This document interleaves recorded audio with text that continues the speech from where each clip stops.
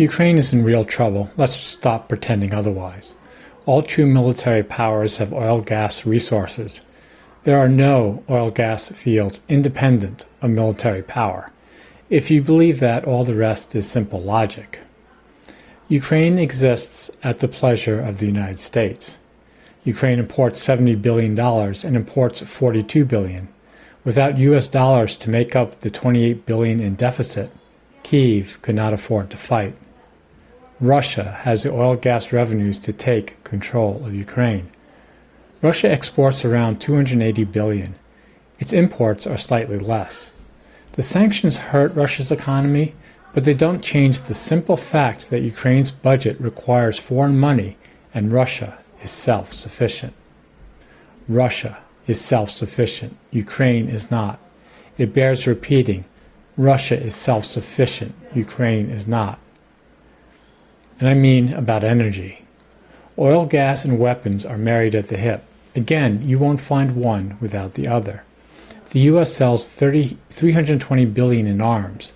Its number 2 competitor is Russia, followed by France. To fight Russia, Ukraine imports $9 billion in fuel from the U.S., which it supplies.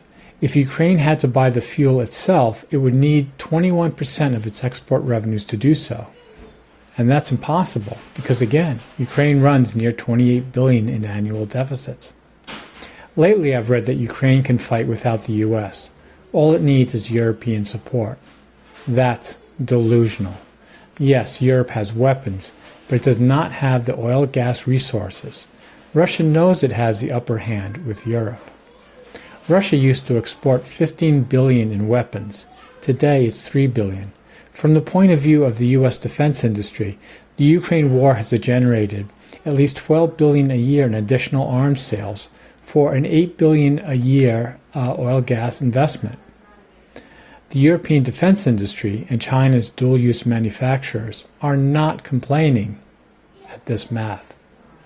U.S. gas companies have also done quite well selling LNG to Europe.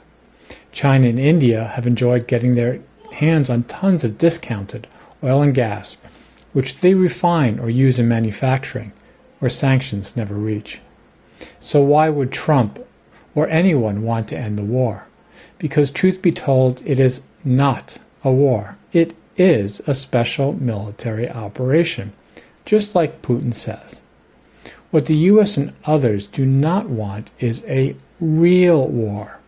In a real war, the full citizenry must take part. In a real war, governments topple. They fall. You can't predict things. Ukraine, of course, is fighting a real war. A win-or-lose-everything existential conflict. Or is it? Tom Cooper points out that not everyone in Ukraine acts that way. From the perspective of the U.S., Europe, and China, Russia has become severely weakened. And everybody has gained something, as I mentioned above. Best to end the game now while everyone, except Ukraine, has a winning hand. Why now? Because the risk of Russia disintegrating is greater than further profits or market share. Who would put Russia back together again? The U.S., some European countries, China, Japan? No one wants Russia. Sure, China will take some pieces maybe, but keep in mind, Europe pretended not to notice Putin becoming emperor as cheap Russian gas ran their economies.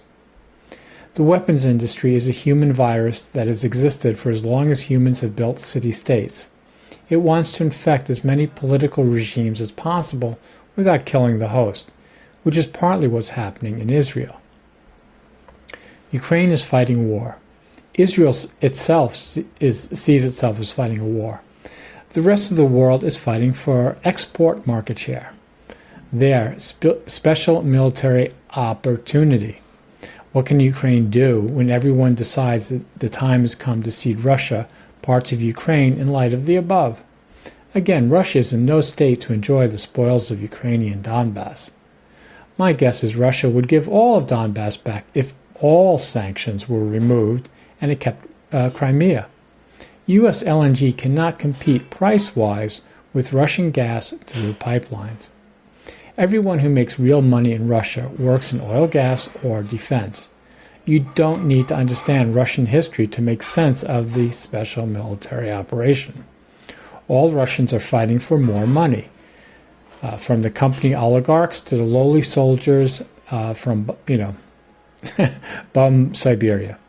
Those who didn't want to fight left. Russia didn't stop them. One might argue, but why couldn't Russia make more money, gain more status in the world without war? Because Putin's regime decided they couldn't. They couldn't deliver the results he expected. So Putin lined up all the tanks around Ukraine and sent a very visible message to the world. Pay more, give us the respect we deserve, or we take what we want. Did it go well for Putin? No. But they stuck with their plan, and 3 years later, everyone knows at this point that the war is at a stalemate. U.S. weapons alone are not enough to defeat Russia. Idealism is a funny thing. No one stood up for Ukraine with boots on the ground to protect Ukraine's sovereignty. Now it's become a business conflict to be negotiated in Alaska or Turkey or Qatar, wherever. I expect everyone to fail in their efforts to end the war. The war will expand. For every executive who wants to cut bait and move on, there will be an executive who wants to keep the game going. Then there's the simple fact that Ukrainians might not want to play anyone's sucker.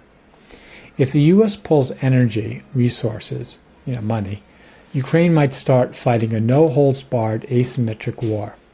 They won't need much energy for that. Look at Gaza.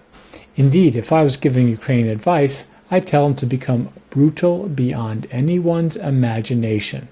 That's not what I want them to do. I hate war. But if they truly want all their land back, they'll have to get out from the U.S. managing the war through control of the energy spigot. Don't think there aren't Ukrainians who are way ahead on that if the U.S. cuts off support one time too many? It's also what Israel is doing. Again, I don't want that or Ukraine going into lunatic mode. But that is what's happening in Israel and might happen in Ukraine. We have to face it. If both Russia and the U.S. couldn't last in Afghanistan, they have no hope of controlling Ukraine under similar circumstances. I've said many times, we're in the stages of World War III, early stages. Why? Because energy and resources are running out. Growth has stalled.